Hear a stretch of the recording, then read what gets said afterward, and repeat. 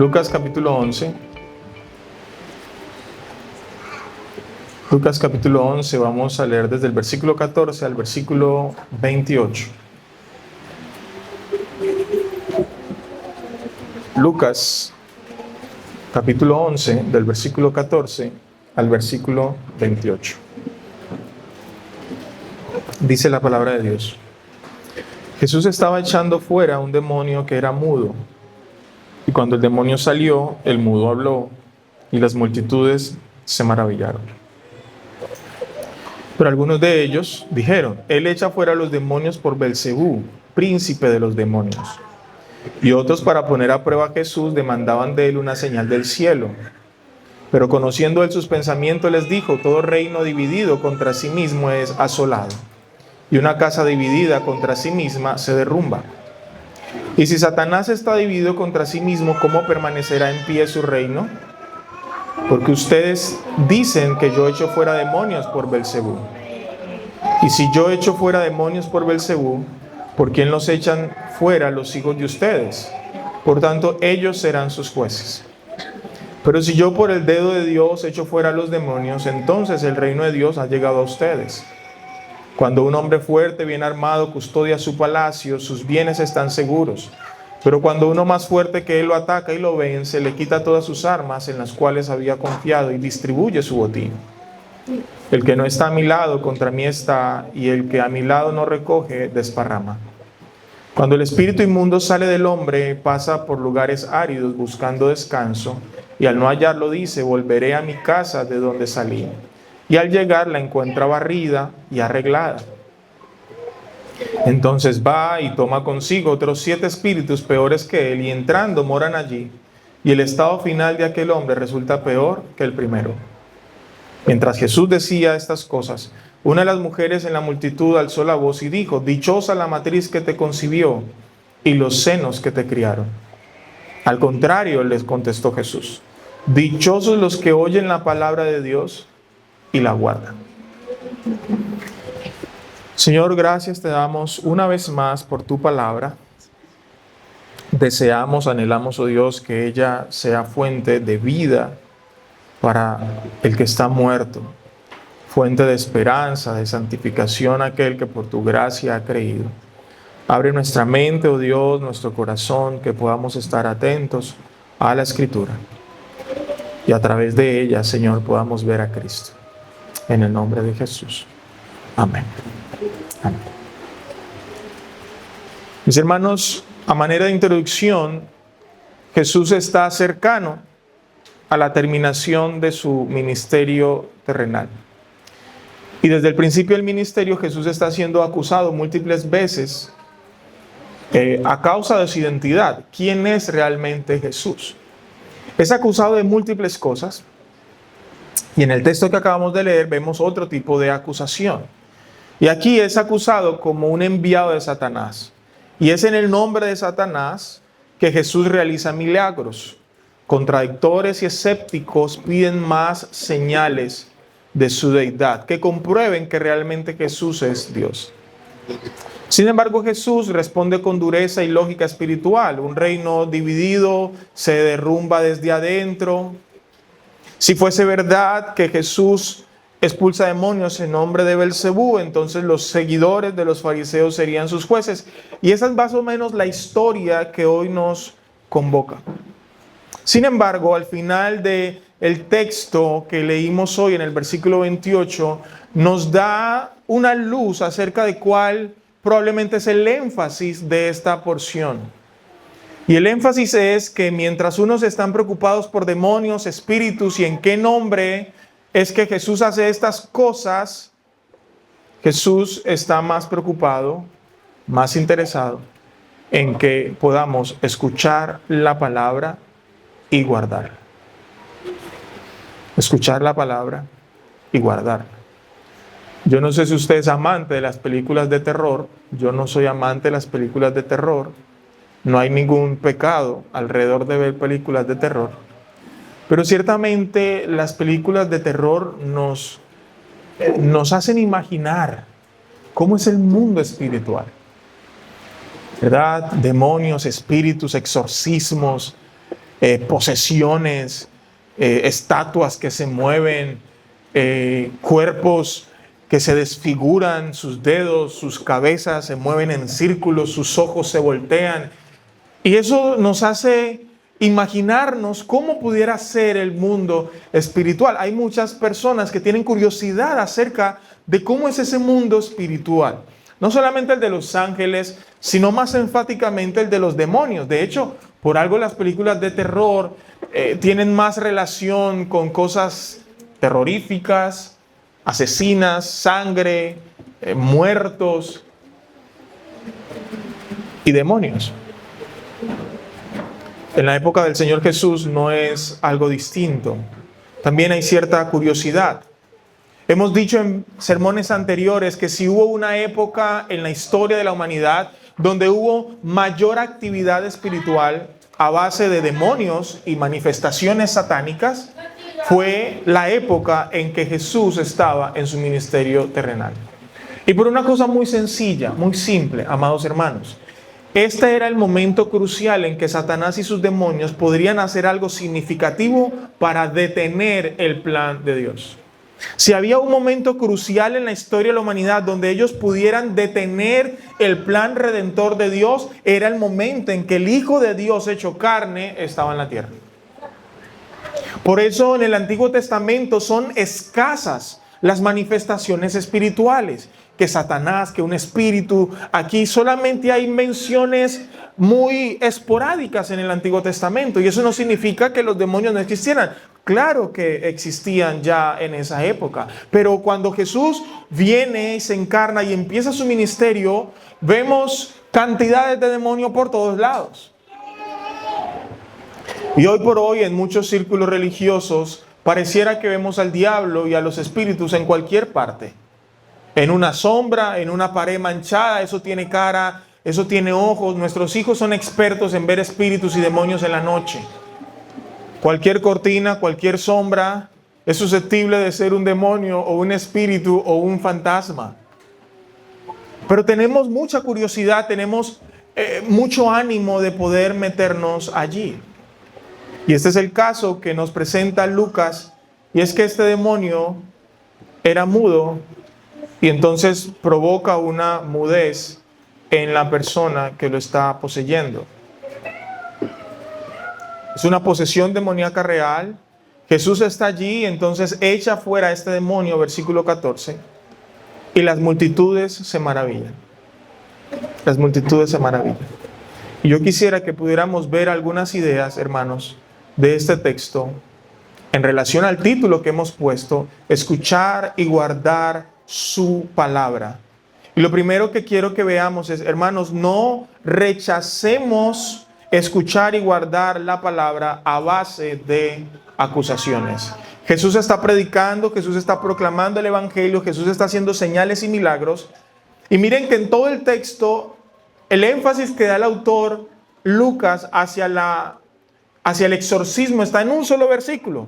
El resto hay un énfasis en otras cosas, de manera que el enfoque aquí no es qué pasó, qué tipo de demonio era, por qué lo puso mudo, sino cuál fue la reacción y la respuesta de las multitudes que estaban allí, especialmente por los fariseos y los escribas. Versículo 15, algunos de ellos dijeron, él echa fuera a los demonios por Belcebú, príncipe de los demonios. Versículo 16, otros para poner a prueba a Jesús demandaban de él una señal del cielo.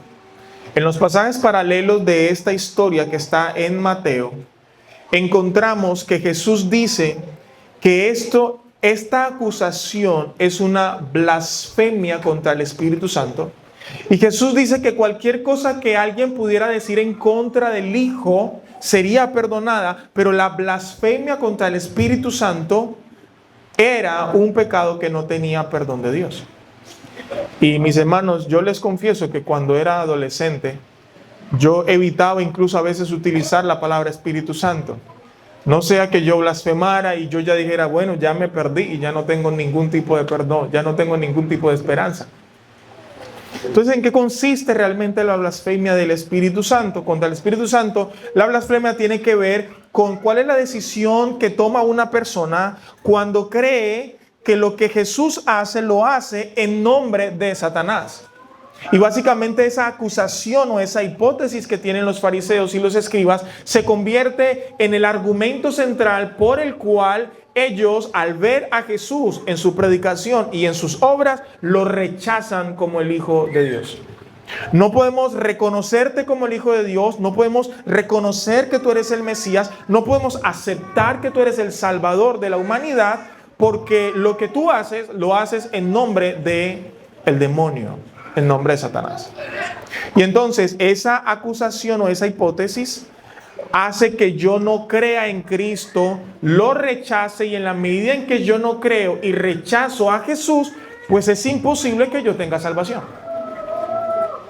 La blasfemia contra el Espíritu Santo consiste en atribuir a Satanás obras de Dios por las cuales yo rechazo a Cristo.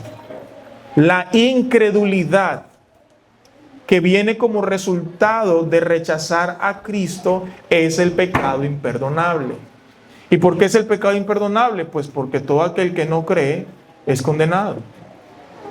La blasfemia contra el Espíritu Santo no es decir algo o alguna opinión sobre el Espíritu Santo. Es que el Espíritu Santo no me cae bien, ya blasfemé. No, en eso no consiste la blasfemia contra el Espíritu Santo. Consiste en rechazar a Cristo porque yo creo que lo que Él hace, lo hace en nombre de Satanás. Le estoy atribuyendo a Satanás una obra que realmente es del Espíritu Santo. En ese sentido, rechazo a Cristo, y como rechazo a Cristo, pues el resultado es que yo no tengo salvación. La palabra Belcebú, en segundo libro de Reyes, en el capítulo 1, nosotros encontramos a un rey llamado Cosías. Dice el texto que se cayó por la ventana a su aposento alto y se enfermó. Entonces envió mensajeros diciéndole: vayan y consulten a Baal-Zebú, Dios de Ecrón, si he de sanar de esta enfermedad. Pero el ángel del Señor dijo a Elías el tisbita: levántate, sube al encuentro de los mensajeros del rey de Samaria y diles: ¿acaso no hay Dios en Israel para que ustedes vayan a consultar a Baal-Zebú? Este es un Dios que la traducción sería algo así como el Señor de las moscas. El Señor aquí en Lucas dice que es el príncipe de los demonios. En el segundo libro de Reyes, la expresión Baal es un dios pagano, y ellos tenían distintos Baales, una especie de panteón de dioses donde cada uno ejercía cierto control sobre la naturaleza, la fertilidad y otras cosas. Probablemente a lo largo del tiempo esta expresión Baal-Zebú se convirtió en una palabra compuesta y la llamamos Belcebú. Belcebú aquí, de acuerdo al texto, es el príncipe de los demonios, y en otras traducciones básicamente se refiere a Satanás. Tú acabas de hacer ese exorcismo de ese demonio en nombre del príncipe de los demonios. Esa es la hipótesis. Y como lo hiciste en el nombre del príncipe de los demonios, nosotros que somos guardianes de la verdad no podemos aceptar tu enseñanza y no podemos refrendar ese ministerio que tú estás haciendo. Su hipótesis es: su poder viene del diablo. Y la otra hipótesis que ellos tienen es: ese poder que tienes es poder, pero no es suficiente. Verso 16. Danos una señal del cielo. Aquí en el libro de Reyes veíamos a Elías, y cuando Elías empezó como a competir con los profetas de los Baales, Elías le dijo: bueno, vamos a ver si hay Dios en Israel. Hagan su altar, hagan sus cosas, llamen a sus dioses a ver qué responde.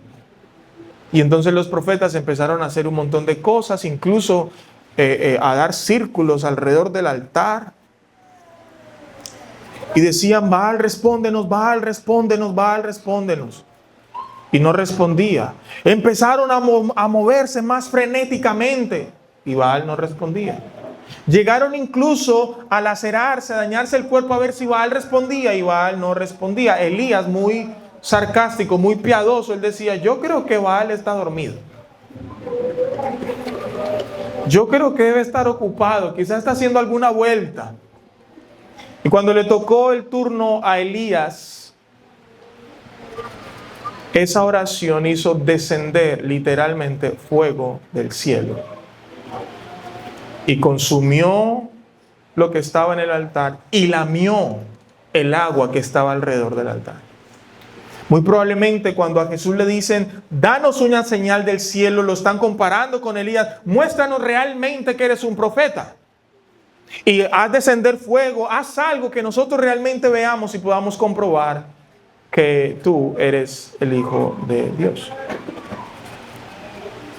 Mis hermanos, la predicación del Evangelio se hace, por lo menos en esta iglesia, cada domingo. Y usted se expone a la palabra todo el tiempo. Se le explica acerca de Jesús, se le dan razones objetivas, históricas, bíblicas, que le permitan llegar a la conclusión que Jesús realmente es el Hijo de Dios. Jesús es el Mesías, Jesús es aquel en quien tú debes confiar. Sin embargo, a pesar de que tú escuchas y recibes información permanente acerca de quién es Jesús, qué hizo Jesús, qué logró por ti en la cruz del Calvario, la razón por la que al final nosotros rechazamos al Señor es porque tenemos cierto nivel de acusación, cierto nivel de escepticismo que nos impide creer. Yo no sé si esto sea verdad. Y en el fondo de nuestro corazón tenemos acusaciones que nos impiden creer. Muchas de ellas son infundadas, pero nuestro corazón no quiere escuchar y guardar su palabra. No porque no haya pruebas, no porque no haya poder manifiesto y que realmente Cristo es el Señor. En ambas acusaciones hay un reconocimiento tácito, implícito del poder de Cristo. Reconocemos que acabaste de expulsar el demonio. Reconocemos que has hecho señales, pero eso que hiciste, lo hiciste fue en nombre de Satanás, no en nombre de Dios. Y si fuese en nombre del Señor, no es suficiente, todavía falta. Y hasta ahora hemos visto cómo el Señor ha resucitado muertos, sanado enfermos, ha hecho múltiples sanidades, prodigios, milagros de todo tipo. Pero para el escéptico, para el incrédulo, nada es suficiente. Siempre va a pedir más prueba, va a pedir más evidencia. No sé. Es como el comprador que va a la tienda, revisa los zapatos y dice, no sé, es que esta suela,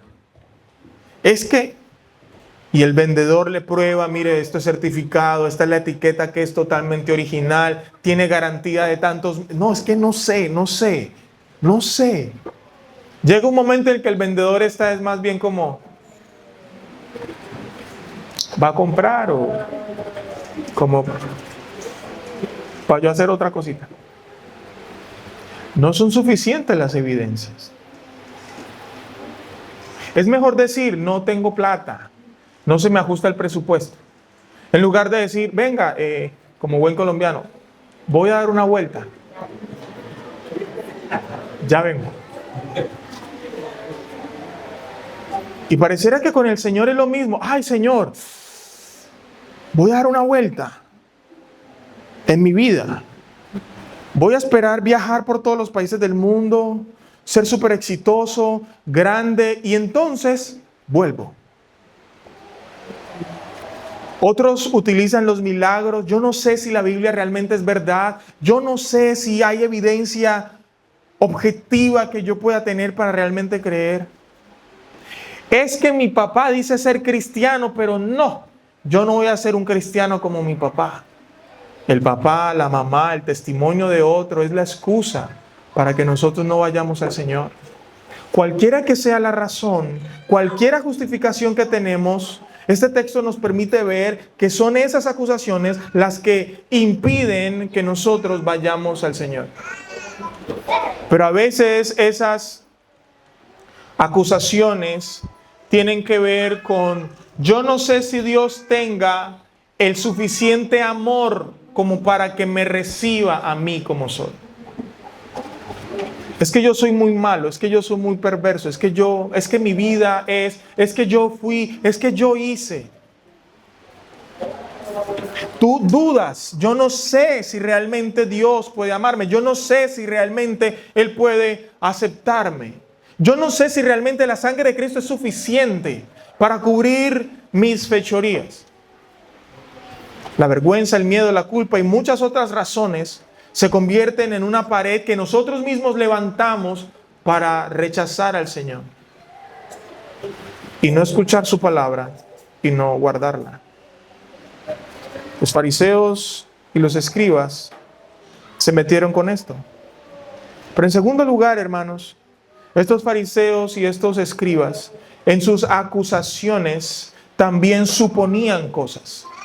No solamente estoy acusando a Jesús como parte de un complot demoníaco, en palabras de los fariseos, sino que yo estoy suponiendo que Jesús, en lugar de pertenecer al reino de los cielos, pertenece al reino de las tinieblas. Estoy suponiendo que Jesús está bajo el poder y control y dominio de Satanás. Estoy suponiendo miles de cosas en relación al Señor, que la mayoría de ellas son falsas.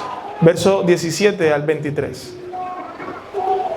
Jesús responde a los fariseos. Miren, todo reino dividido contra sí mismo es asolado y una casa dividida contra sí misma se derrumba. Ustedes están suponiendo que yo hago parte del reino de las tinieblas y que al hacer lo que estoy haciendo, estoy dividiendo mi propio reino. Y Jesús responde de manera lógica: ¿cómo esto es posible? Si también Satanás está dividido contra sí mismo, ¿cómo permanecerá en pie su reino? Porque es que ustedes dicen que yo echo fuera demonios por Belcebú. Mis hermanos, el punto es este. Yo soy el presidente, tengo ministros, y vienen mis ministros y acusan a otros ministros, denuncian a otros ministros, y desde acá uno dice, bueno, eso está mal. Ese gobierno no funciona porque está internamente quebrado, está fragmentado. Jesús le dice a los fariseos: si yo lo que quiero es sostener un reino como lo que quiere Satanás, ¿cómo es posible que yo eche a los demonios de Satanás en nombre de Satanás? No es posible eso.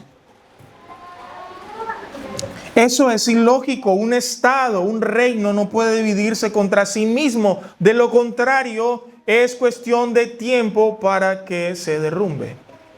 De manera que si yo fuese parte del reino de las tinieblas, lo último que haría sería expulsar demonios. Esa es la respuesta. Ese es el argumento del Señor. Si yo fuese parte de este reino, lo último que yo haría sería expulsar a mis propios colegas, acusar a mis propios colegas, echarlos fuera. Yo no voy a hacer eso. Pero la segunda suposición que tienen ellos es que ellos sí están de parte del reino de los cielos y que sus discípulos, sus hijos, utilizando la palabra textual del versículo, sí expulsan demonios en nombre del Señor. Versículo 19, y si yo echo fuera demonios por Belcebú, ¿por quién los echan fuera los hijos de ustedes? Por tanto, ellos serán sus jueces. Hermanos, este texto parece complicado, pero permíteme explicarlo de una manera sencilla. Los fariseos, como todos los maestros, tienen discípulos, tienen seguidores. Ellos les llaman hijos. Aquí tenemos a Jesús con sus discípulos. Jesús y los discípulos están expulsando demonios, ¿verdad? Están atacando el reino de las tinieblas. Estos dicen, ustedes están sacando los demonios en el nombre de Satanás. Si eso es así, la pregunta que hace Jesús es, bueno, ok, si nosotros lo hacemos en nombre de Satanás, ¿ustedes en nombre de quién lo hacen? Porque si sus hijos lo hacen en nombre de Dios, entonces estos hijos están en el reino de los cielos, tienen toda la evidencia para acusarlos a ustedes, fariseos, de su hipocresía. Si ellos pertenecen al reino de los cielos, ustedes, ¿por qué ni siquiera con el testimonio de ellos se han arrepentido de sus pecados? Esa es la lógica del Señor.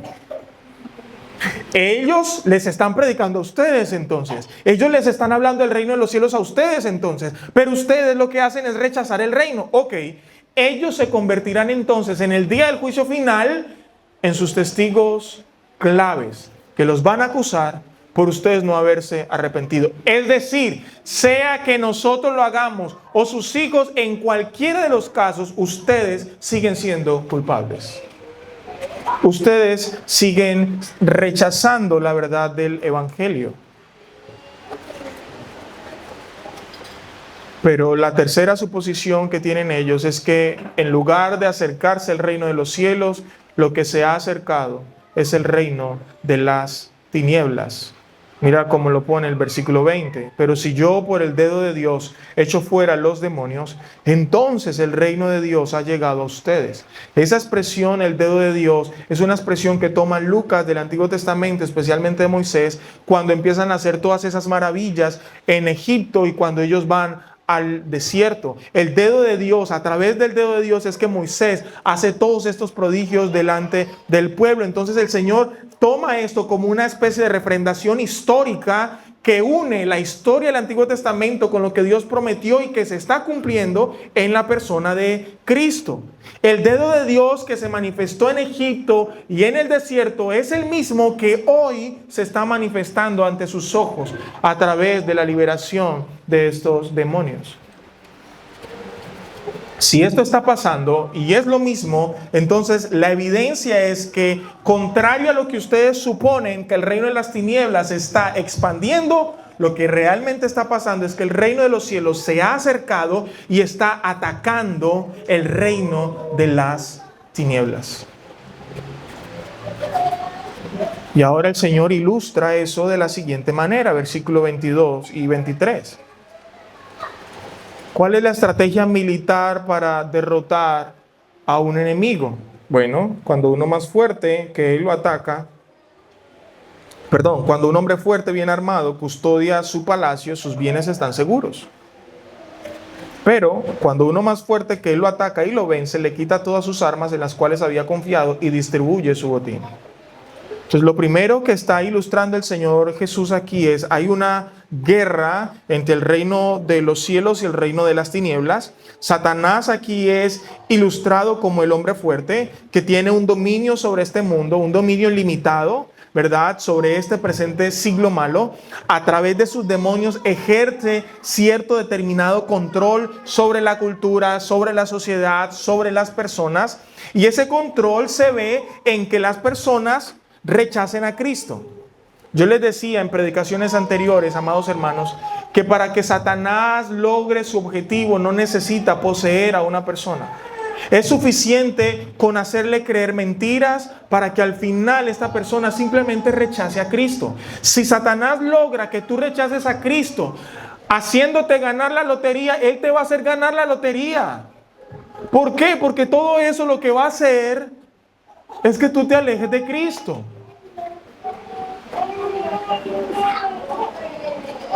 Entonces Satanás es este hombre fuerte, tiene control, tiene sus bienes seguros, está ejerciendo posesión de las personas, de los aires, etc. Y entonces irrumpe Cristo en esta realidad hecho carne como uno más fuerte. Lo ataca, lo vence, le quita poder. El reino de Dios se inaugura, avanza atacando el reino de las tinieblas y entonces distribuye botín. Esa es la idea. Nuestro Señor Jesucristo inaugura el reino, ese reino prometido, lo inaugura y en la cruz del Calvario finalmente dice Colosenses que el acta de los decretos que nos era contraria fue clavada en la cruz. Y allí el Señor venció a principados, potestades y huestes de maldad. Por eso hoy nosotros cantamos que somos libres. Libres del dominio de Satanás, libres del reino de las tinieblas. Y esto aquí nos pone, amados hermanos, en una dicotomía real. O somos parte del reino de los cielos o somos parte del reino de las tinieblas. No hay puntos medios. O yo pertenezco a Cristo o yo no pertenezco a Cristo. Mira cómo lo pone el Señor en el verso 23. El que no está a mi lado, contra mí está. El que a mi lado no recoge, desparrama. Es así de simple. Nosotros, amados hermanos, dice John MacArthur, tenemos que tomar decisiones de fe radicales. Y la radicalidad no tiene que ver con que ahora renuncio a mi trabajo y me dedico al Señor, me voy para el África, me voy a predicar en Corea del Norte. No. La radicalidad tiene que ver con una decisión crucial, convencida y firme de que es a Cristo a quien yo voy a seguir. Es a Cristo en quien yo creo. Es en Cristo en quien yo deposito mi fe y mi absoluta confianza. Es a través de su palabra, escuchando su palabra y guardando su palabra, que venzo las suposiciones que tiene mi corazón, que me alejan del Señor. La suposición de creer que Él no es poderoso, la suposición de creer que Él no me ama lo suficiente, la suposición de creer que el cristianismo es para los viejitos, no para los jóvenes, ni para los adolescentes, ni para los niños. La suposición de creer que el evangelio es para los débiles, para los enfermos. Los débiles son más conscientes de sus necesidades, pero suponer que eso es solamente para los débiles te convierte en alguien que se cree fuerte. Y por creerte fuerte, por creerte poderoso, rechazas al Señor. Tus suposiciones, tus ideas, tus fantasías personales de lo que tú crees y opinas que dice el Señor en su palabra, te alejan del Señor. Te alejan de su verdad, te alejan de su palabra. Y al final, ¿qué es lo que estás obteniendo? Pues que no estás al lado de Cristo, y como no estás al lado de Él, Él está contra ti. Tú estás contra el Señor. Tú no estás recogiendo fruto. Tú estás desparramando las bendiciones que el Señor te está dando. Esa no debe ser nuestra actitud. Nuestra posición es la de una que reconoce a Cristo como Señor. Reconoce que Él es mucho más poderoso que Satanás. Reconoce que Él es realmente quien gobierna sobre todas las cosas. Que nuestra vida, nuestra salud, nuestras finanzas, todo lo que somos está en sus manos. Y que nuestra vida realmente adquiere verdadero propósito y sentido estando en la persona de Cristo. No nos inmiscuimos en los misteriosos laberintos de la vida espiritual y demoníaca. Cuando yo estaba en el colegio, veíamos el 666 hasta en los códigos de barra del arroz, de la leche, de las chanclas. Colocábamos las canciones al revés, porque al revés decían mensajes sublimes. Y había una persecución mística de ¿dónde está el diablo? El diablo está aquí. Hay gente que no utiliza color negro porque dice que el color negro es del diablo. Y todo es de blanco porque el blanco es la santidad. Y entonces si la hermana se pinta de negro el pelo y viste de negro, esa hermana está en tinieblas. Padre, libérala. Hay hermanos que no utilizan cadenas y manillas porque eso representa la esclavitud del pecado.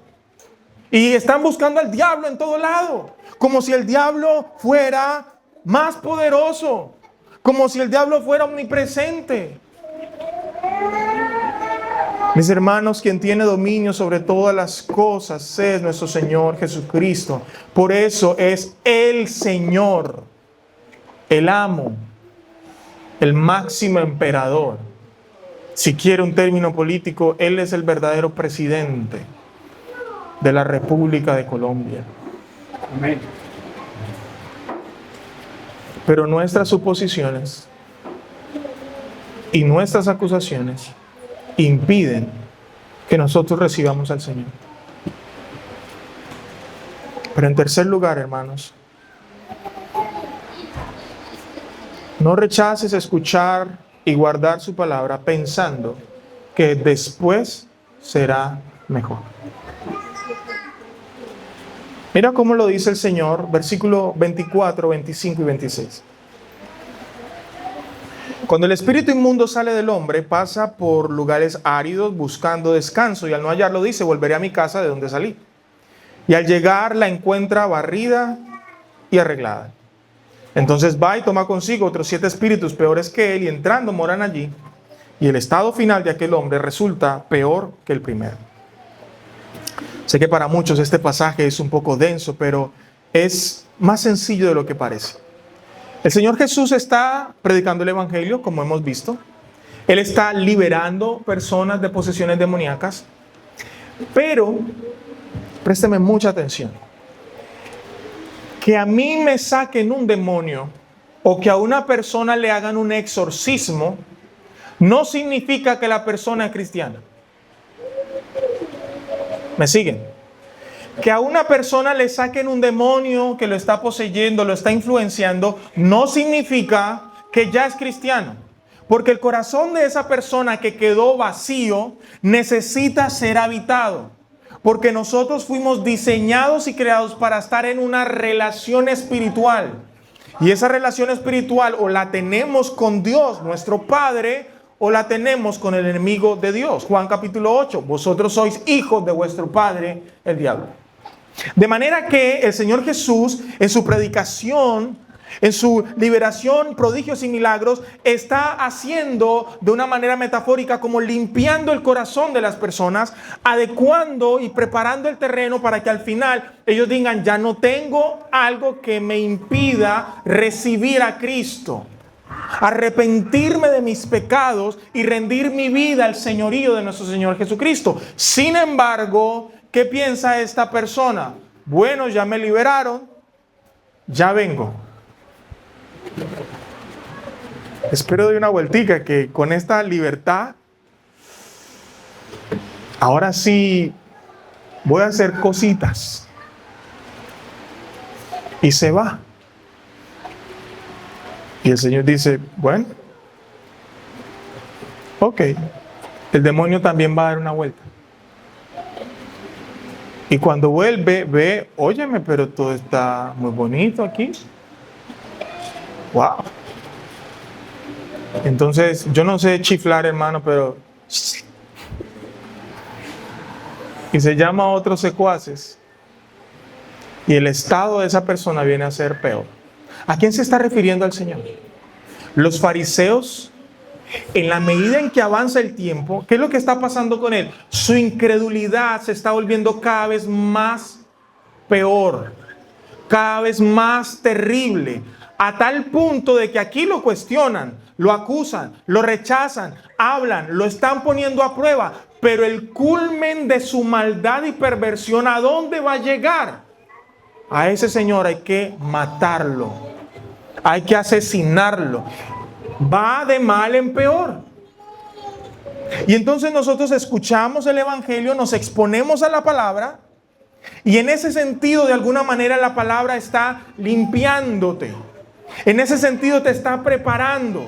Pero en la medida en que tú simplemente postergas y postergas y postergas, nuestro pecado se enraiza muchísimo más. Nuestro pecado se afianza mucho más. Nuestros hábitos son más difíciles de dejar en la medida en que nosotros persistimos y persistimos en seguir en ellos. Por eso, amados hermanos, en la medida en que pasan los años y nos habituamos cada vez más al pecado, para muchos es mucho más difícil venir al Señor. Porque el sacrificio sería mayor, porque la renuncia sería mucho mayor. Estos fariseos en este contexto están reposeídos por los espíritus, porque su antagonismo en contra de él es muchísimo mayor. Juan el Bautista preparó el terreno para que el Señor viniera y predicar el Evangelio. Y le dijo a los fariseos, no piensen que por venir a bautizarse ya son hijos de Dios. No, den frutos dignos de arrepentimiento. Y no piensen que por ser descendientes de Abraham ya el cielo ustedes lo tienen comprado. Juan preparó el terreno, el Señor viene allá todo preparado. Bueno, señores, este es el Evangelio, ¿lo van a recibir? Hoy no, mañana sí. Hoy no, mañana sí. Espere, veíamos en ese texto, espérate Señor, yo voy y entierro a mi padre. Espérate Señor, yo hago tal cosa. Espérate, espérate, espérate, espérate. Y en ese esperar pasan cosas en nuestras vidas que hacen que nuestra situación espiritual cada día se vuelva peor. Y es más difícil. Por eso el texto en Hebreos dice, si oyeres hoy su voz, no endurezcan su corazón. Mis hermanos, no endurezcamos nuestro corazón. Mis hermanos, no pensemos que tenemos un mañana. No pensemos eso. Esta semana en Chigorodó 5 personas iban en una moto. Entre ellos creo que un bebé de 3 meses. Ellos se montaron en esa moto pensando que iban a hacer lo mismo que habían hecho todos los días. Pero ese día fue diferente. Desgraciadamente el bebé de 3 meses murió. La culpa que probablemente embarga a estas personas debe ser muy grande. Mis hermanos, cuando menciono la muerte no es porque esté manipulando o amenazando, no, es que es una realidad. Por eso el Señor dice, mire, cuando ellos vuelven y entran y moran allí, el estado final de ese hombre resulta peor que el primero. Va a resultar peor. Entonces no te tardes. Jesús está hablando y entonces una persona responde, oh, qué bendición haber sido tu mamá. Tremendo.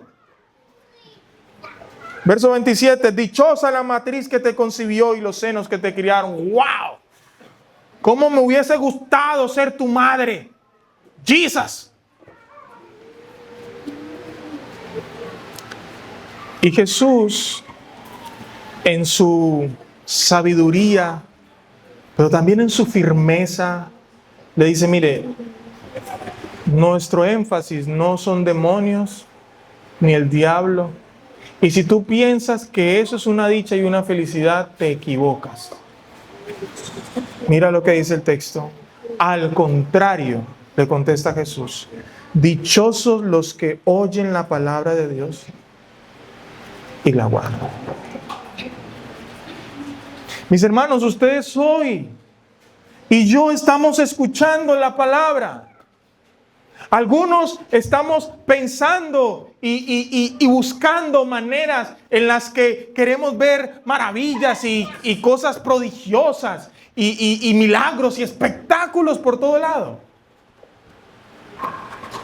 Pero ¿cuál es nuestro énfasis? ¿Cuál es el énfasis del Señor? Dejen que los papás se encarguen. Ellos saben mejor. ¿Cuál es nuestro énfasis? ¿Cuál es nuestro énfasis? Escuchar la palabra y guardar la palabra.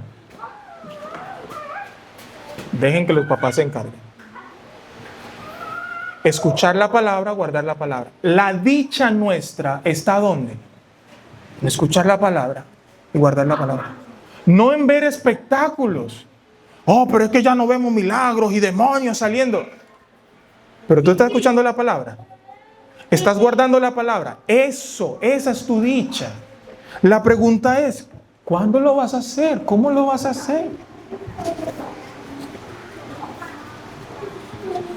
¿O somos sensacionalistas? Somos de emociones y de cosas y del ojo. Somos amarillistas.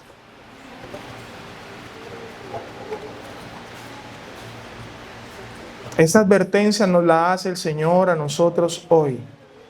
Mis hermanos, no rechacemos al Señor acusándolo. No rechacemos al Señor suponiendo. Antes, por el contrario, mis amados hermanos, aceptemos su verdad. No pensemos que después será mejor. No pensemos que tendremos otra oportunidad después.